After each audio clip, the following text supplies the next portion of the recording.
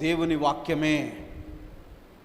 వాక్యమును అనుసరించుటయే యేసును ప్రేమించుట. వాక్యమును అనుసరించాలి. దేవుడు కోరుకుంటున్నది అదే. నీకు అది తెలియచేయబడి ఉన్నది. మనుషుడా, ఏది ఉత్తమమో అది నీకు తెలియచేయబడి ఉన్నది.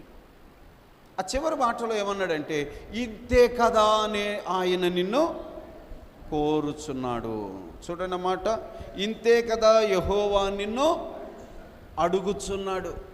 అడగడం అంటే ఏంటండి? క్వశ్చన్ అన్నమాట, ప్రశ్న. నేను చాలాసార్లు మీకు చెప్పాను, మనమందరము కూడా పరలోక రాజ్యపు కోర్సులో జాయిన్ అయ్యాం.